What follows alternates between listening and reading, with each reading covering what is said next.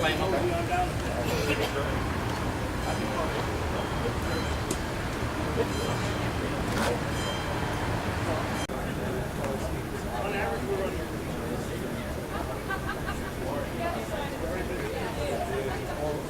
if you think of the boiler on the locomotive as a balloon, and you allow that balloon to continue to expand, what happens?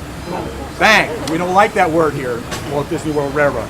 So what it does, it brings us up to a certain level of pressure, operating pressure of the boiler, and the valves that you see on top of the steam dome will open up and vent off. They're going to check that. Each and every day that's recorded on the operating log paperwork inside the cab. So for instance, this afternoon when I hop up in the cab to take the locomotive this afternoon, the first thing I'll do is review that paperwork to determine what my operating pressure for the boiler will be for my shift. This is the firebox right here. This is back in the period the fireman would take the wood from the tender, load the box, keep the fire stoked for his shift. Now we're using, as Jim said, the number 2 low sulfur diesel fuel. Inside here we would introduce an ignited source, which we will demonstrate for you guys this morning. And then we inject diesel fuel under pressure into the firebox. It's ignited by that ignition source, and then we take these valves right here and atomize the fuel. Basically, we're taking big droplets of fuel, making them into a little tiny fine mist, and that's how we control the intensity of the fire in the box.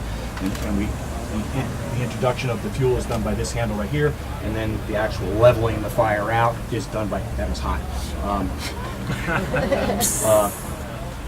I have quite a few, so just add them up. And that's how we atomize the fuel using these valves right here. The other responsibility of the fireman, obviously, is to maintain the proper water level in the boiler at all times. And we do that for 2 reasons: to generate the steam we need to move the locomotive and to protect the inner components of the boiler. If at any time the water level drops to a point where it might get into a critical area, there's a sensor in there that will shut the fire off automatically in the firebox. And that's tested each and every morning. If there's any problems with that, the train is brought back and it's repaired and it's brought out and retested again. The larger gauge you see right here is our steam pressure gauge. The smaller gauge is the air pressure gauge. The air pump is not running right now. We don't keep any air pressure in the system while we had guests visiting the cab. This box you see up in the left-hand corner, that's the horn and the light that are illuminated by the conductor at his riding position or at the rear of each one of the cars. That's the horn that you heard as the locomotive was pulling out here doing its PM checks. The gauge you see up here in the right-hand corner is our speedometer. Jim is going to talk a little bit more about what our set speeds are and when we get back on the car back to Main Street. This handle right here is the throttle, basically the gas pedal of the locomotive. You want the locomotive to go fast? Pull it out. You want the locomotive to go slow? Push it in. Like Jim says, it's not rocket science. But you guys ever watch Emerald? Cook? What's one of his famous terms to fight besides BAM? You burnt it. Pick it up a notch. Oh, right. Okay, Yeah. railroad term. All your speed is increased here by kicking it up a notch. And basically, I take my hand like this, and I slap my throttle out, notch, notch, notch, notch, notch. Increase my speed that way. This large handle you see right here is the J-bar. That sets the eccentrics of the train, what direction we're going to go to. Right now we're in a neutral thing that's used for is emergency stops.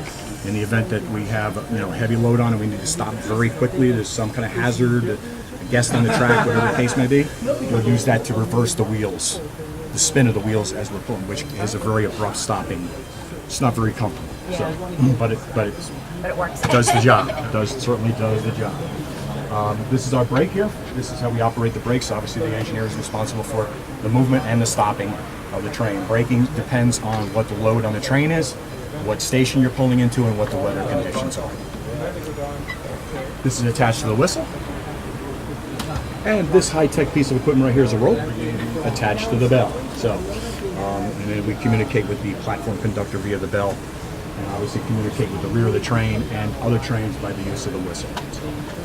The mushroom-shaped throttle valve send the steam down to the steam chest, one on each side, which in turn has a sliding valve that directs it to push the piston in one direction, then in the other. So we are getting power stroke in both directions. Unlike your internal combustion engine that gets a power stroke either 2-cycle every other movement or 4-cycle every 4th movement. We get a power stroke each movement. That's why our little 2-cylinder engine can take on your big Mercedes SUV with the V12 in it. If we put steel tires on steel wheels on steel rail with you, and we play tug of war, we win. And we've only got 2 cylinders and you had 12. Because our cylinders are 15.5 inches in diameter and yours are about.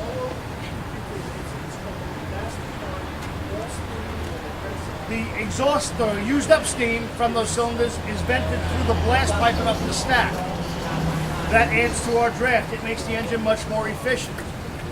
The very earliest steam engines could barely make 8 or 10 miles. Becoming a parking garage out there at the Benjamin Cross. Drain, right, Joe?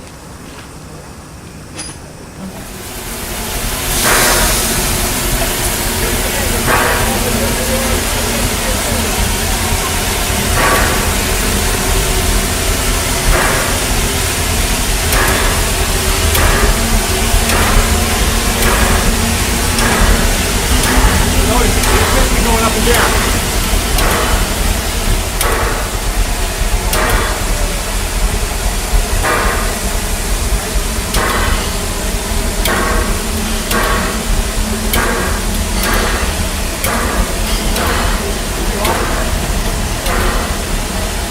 Well, for those of you who don't know, it was just Saturday that Robin qualified as one of our tour guides.